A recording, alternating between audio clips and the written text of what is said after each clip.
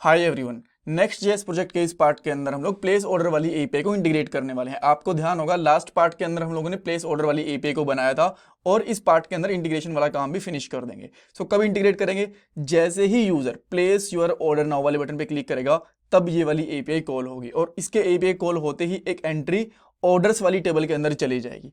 और जैसे ही मान लो एक यूजर को अपने खुद के ऑर्डर्स भी देखने हैं, सो जैसे यूजर क्लिक करेगा प्रोफाइल पे, अपनी खुद की प्रोफाइल पे, तो जितने भी ऑर्डर्स उस यूजर ने खुद से करे हैं उनकी सबकी लिस्ट भी दिख जाएगी। वो हम लोग आने वाले पार्ट में करेंगे। अभी के लिए जैसे ही हम लोग अभी प्लेस नाउ ऑर्डर पे क्लिक करेंगे तो एक एंट्री चली जाएगी और हमारा ऑर्डर प्लेस हो जाएगा। उसके लिए क्या क्या करना पड़ेगा? सबसे पहले लोकल स्टोरेज से हमें 3 चीजें निकालनी है, यूजर की आईडी, रेस्टोरेंट की आईडी एंड फूड आइटम्स की आईडी। फिर हम लोग इस एपीआई को इंटीग्रेट भी कर देंगे। ये हमारी नेक्स्ट जेएस प्रोजेक्ट की प्लेलिस्ट है। 52 पार्ट्स आ चुके हैं और भी बहुत सारे पार्ट आने वाले हैं। पूरी प्लेलिस्ट का लिंक मैंने डिस्क्रिप्शन बॉक्स में डाल दिया, आप वहां से आराम से पूरी प्लेलिस्ट को देख सकते हो। लोकल स्टोरेज से मैं तीनों चीजें कैसे निकालूंगा एक बार मैं आपको दिखा देता हूँ एक साथ ही। सो देखो, जब हम लोग लोकल स्टोरेज देखते हैं तो हमें एप्लीकेशन में जाना होता है, तो जो यूजर्स वाला ये वाला है ना हमारे पास ऑब्जेक्ट लोकल स्टोरेज के अंदर, तो इससे आईडी निकलेगी, तो ये हमारी यूजर की आईडी रहेगी। उसके बाद में जो कार्ट है, कार्ट के अंदर जो आईडी रहने वाली है ये वाली, ये होती है हमारी, बिकॉज कार्ट के अंदर मल्टीपल आइटम्स रहते हैं, तो अभी एक ही आइटम एडेड है, तो जो ये वाली आईडी है ये एक फूड आइटम की आईडी, और इसके अंदर रेस्टोरेंट वाली आईडी भी हमारे पास रहती है। सो ये तीनों की तीनों आईडी हमें लोकल स्टोरेज से मिल जाएंगी। अब मैं कोड करता हूँ यहाँ पे, page.js पे जाता हूँ और यहाँ पे ना मैं क्या करूँगा, ऑन क्लिक एक इवेंट डिक्लेयर करूँगा। इसके ऊपर एक फंक्शन बनाता हूँ ऑर्डर नाउ करके, ठीक है, ऑर्डर नाउ करके एक फंक्शन बनाया। ऊपर जाएंगे और इस फंक्शन को हम लोग इस तरीके से बना लें। यहाँ पे करता हूँ एक कॉन्स्ट लेता हूँ और ये एक एरो फंक्शन हम लोग बना लेते हैं।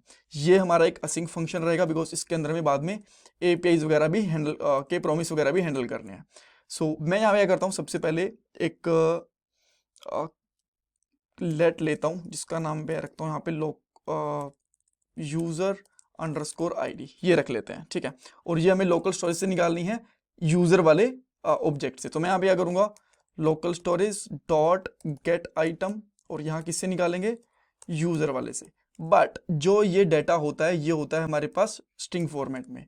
सो इसको जेसन डॉट पार्स करेंगे पहले, देन इसको यहाँ पे रखेंगे, और लास्ट में इसमें ऑब्जेक्ट का नाम क्या होता है आईडी का, अंडरस्कोर आईडी। सो मैं यहाँ पे क्या करूँगा, डॉट अंडरस्कोर आईडी ये निकाल लूंगा। अब ये जितनी भी चीजें हैं मुझे डेटाबेस में पास करनी है, तो मैं एक लेट ले लेता हूँ, इसका नाम मैं यहाँ पे रखता हूँ कलेक्शन। कलेक्शन के अंदर मैं ये सारी की सारी चीजें रख लेता हूँ, जैसे कि यूजर आईडी रख ली मैंने सबसे पहले। अब इसको मैं धीरे धीरे प्रिंट भी करता रहूँगा कि क्या सारी की सारी चीजें मेरे पास आ रही है कि नहीं आ रही हैं। तो अभी के लिए मैं क्या करता हूँ, इसके अंदर कलेक्शन को प्रिंट करूंगा और चेक करूँगा कि क्या मेरे पास यहाँ पे यूजर आईडी आई है कि नहीं आई है। जैसे मैं इस पर क्लिक करूंगा तो देखो यूजर आईडी हमें यहाँ पे प्रिंट हो गई पेज नंबर 23 पे, जो कि हमने यहाँ पे करवा रखा है, आप देख सकते हो, राइट।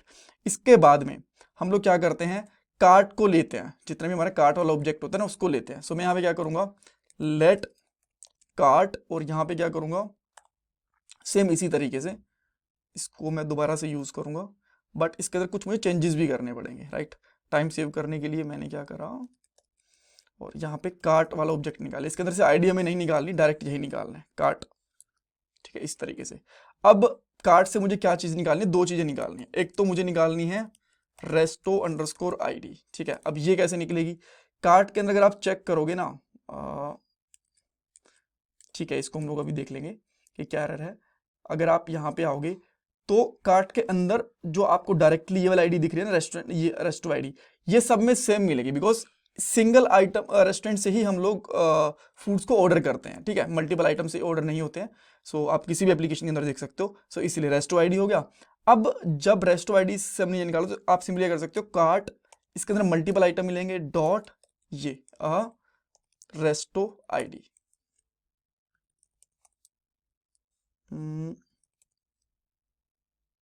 Resto ID.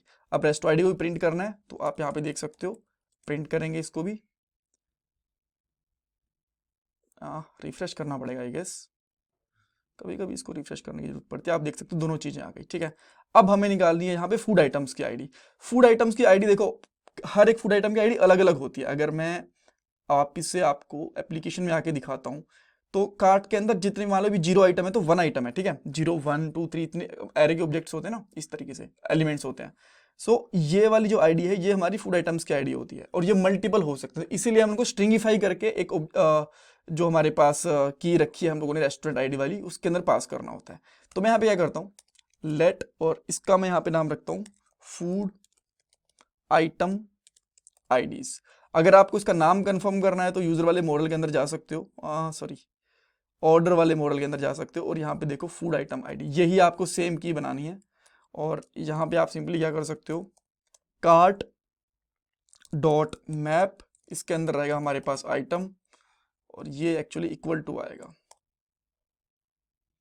राइट। सो और यहाँ पे हम लोग क्या करेंगे, इस तरीके से आइटम डॉट अंडरस्कोर आईडी, ठीक है। तो कार्ड की आईडी मिल जाएगी, और जो हमें ये यहाँ पे आईडीज मिलने वाली हैं उनको हम लोग टू स्ट्रिंग कर लेंगे, ठीक है, टू स्ट्रिंग इस तरीके से, बिकॉज ये स्ट्रिंगिफाई होते हैं, बिकॉज में मल्टीपल आईडीज एक ही कॉलम में रखनी है इस वजह से, ठीक है।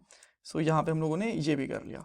उसके बाद में नेक्स्ट चीज़ क्या आती है हमारे पास, food delivery ID. Food delivery ID जैसे मैंने आपको बताया था कि अभी तक हमारे पास फूड डिलीवरी वाला पोर्टल नहीं बना, तो मैं स्टैटिक आईडी रखता हूँ, बाद में इनको मैं डायनेमिक कर दूंगा। तो कोई भी एक आईडी उठा के रख लेता हूँ मैं, बस हमें एक बार के लिए रखनी है आईडी, तो ये आईडी रख ली मैंने। उसके बाद में मुझे रखना है स्टेटस,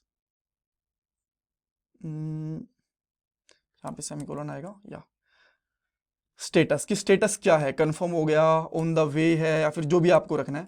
तो जो डिलीवरी आईडी है मैं इस तरीके से यहाँ पे रख लेता हूँ, और उसके बाद में स्टेटस हो गया, स्टेटस में करूँगा कंफर्म कि भाई ऑर्डर हमारा कंफर्म हो चुका है। उसके बाद में इसके स्टेटस चेंज होते रहते हैं, जैसे कि ऑन द वे हो गया, डिलीवर्ड हो गया, फेल हो गया, सक्सेस हो गया, जो भी होते हैं, ठीक है। और लास्ट वन हमारा क्या होता है, अमाउंट। और अमाउंट तो हम लोगों ने पहले निकाल रखा है, ये रहा हमारे पास टोटल पहले से पड़ा हुआ है, ठीक है।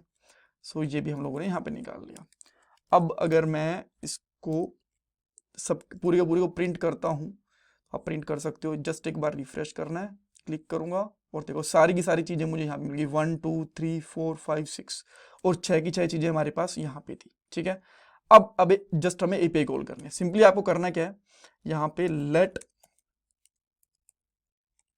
Response equal to await use करेंगे फैच मेथड से पहले, और फैच के अंदर एपीआई का पाथ रहेगा हमारा।